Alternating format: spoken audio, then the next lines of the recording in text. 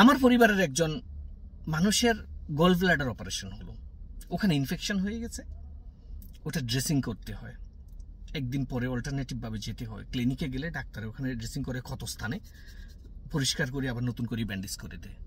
কোনো ধরনের অবশ ইনজেকশন ছাড়া, যেটা অ্যানেস্থেসিয়া বলি আমরা, লিডোক্যান ছাড়া এই ড্রেসিংটা করে। পেটের মধ্যে একটা মানুষের যদি ক্ষতস্থানে আপনি মসতে যান, তাও কি খুব প্রেসার দিয়ে মশা লাগে, কারণ যতগুলা যেখানে ময়লা আবর্জনা জমছে, ইনফেকশন হয়েছে, এগুলো তুলে ফেলতে হয়। একটা মানুষের জিন্দা প্রাণ বেরিয়ে আসার মতো অবস্থা, মনে হচ্ছে সে মরে যাব। কারণ একটা মানুষের তাজা কাটার উপরে আপনি যদি ক্ষতস্থানে যদি ঘষেন, তার তো জীবন যায় যায় অবস্থা।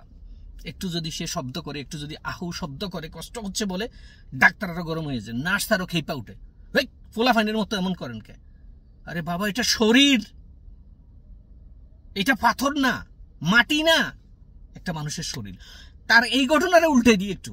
গত পরশুদিন আমি আমার মাথার চুল পড়ে যাচ্ছে, এই জন্য আমি আমাদের ডার্মাটোলজিস্টকে কথা বললাম। উনি বললো যে আপনাকে পিআরপি করা লাগবে। পিআরপি করলে কয় যে যেই জায়গা থেকে চুল উঠতেছে ওই জায়গাগুলা পরিমাণ মতো মেডিসিন পাবে, পালে চুলগুলো আর পড়বে না, আপনার চুল পড়া রোধ হবে, আর চুল অনেকগুলো যে এখনো গোড়া আছে এগুলো আবার নতুন করে গ্রোথ করবে। তো পিআরপি করার জন্য আমার ব্লাড নিল, ব্লাড নিয়ে ওটার প্লাজমা করে ওইটার যে ভালো উপাদানগুলো আছে এগুলো মাথায় ইনজেক্ট করা লাগে অনেকগুলো। আমি যদি ক্লিনিক্যাল ভাষায় বলি, অনেক লম্বা হিস্ট্রি। তো এখন আমার মাথাতে ওরা লিডোক্যান স্প্রে করছে, স্প্রে করার পরে মানে যেটা অবশ ইনজেকশন আর কি, ওইটা দিলে হয়তো ব্যথা কম করে। তারপরও ছোট ইনজেকশন এটা দিয়ে পুশ করতে হচ্ছে, প্রায় 30-40টা ইনজেকশন মারতে হচ্ছে মাথায়, ছোট ছোট একদম ফিবরার কামড়ের মতো। লিডোক্যান দিছে, লিডোক্যান ধরতেছে না আমার, তারপরে একটু ব্যথা হচ্ছে। আমি এমনি একটু সেন্সিটিভ টাইপের মানুষ, হালকা আমি শব্দ করতেছি যখন ইনজেকশন দিচ্ছে। ম্যাডাম ইনজেকশন রুখে আমার মাথার উপরে হাত দিয়ে ডলতেছে, বলতেছে it's okay, I am sorry. আমার লাভের জন্য, আমার সুবিধার জন্য ম্যাডাম বারবার সরি বলতেছে।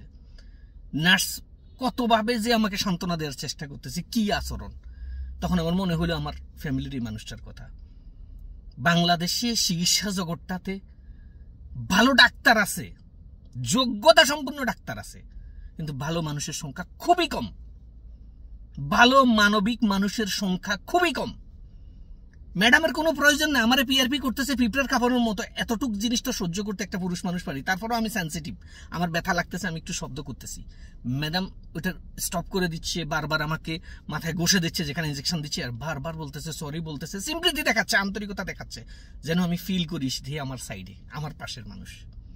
অথচ আমার পরিবারের যে মানুষটার যে কন্ডিশন করছে ডাক্তাররা, ড্রেসিং করতে গেলে প্রত্যেকবার তার কাছে মনে হইতো সে ফুলসেরাতের ব্রিজের উপরে উঠছে, তার কাছে মনে হইতো পৃথিবীর তারে কেউ ব্রিকফিল্ডের আগুনের মধ্যে ফেলছে, এতটা ব্যথা। এইরকম ব্যথা সহ্য করে ড্রেসিং করা লাগে। কিছু বললে ডাক্তাররা গরম হয়ে যায়, কিছু বললে নার্স গরম হয়ে যায়। আমার একটা জিনিস মনে হয়, মেডিকেল ফিল্ডটা শুধু যতটা না ডাক্তারের যোগ্যতা নির্ভর করে, তার চাইতে বেশি নির্ভর করে একটা মানুষের আন্তরিকতা, ভালোবাসা। শুধু হাত পা আছে, মাথা চোখ কান নাক সব ঠিক আছে, অঙ্গগুলো ঠিক আছে, মানে সে মানুষ আমি বলি না। একটা মানুষের যদি মানবিক গুণ না থাকে, আন্তরিকতা না থাকে, মানুষের প্রতি ভালোবাসা যদি না থাকে, কোনো অ্যাঙ্গেল থেকে তাকে আপনি ডাক্তার, ইঞ্জিনিয়ার বা নেতা বলা যায় না।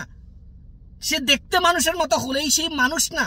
একজন মানুষকে মানুষ হতে গেলে মানুষের মানবিক গুণ লাগে, মানবতাবোধ লাগে, আন্তরিকতা লাগে, বিশেষ করে মানুষের প্রতি মায়া দরদ ভালোবাসা থাকতে হয়। এই জিনিসটা আমাদের দেশে খুবই অভাব, খুবই।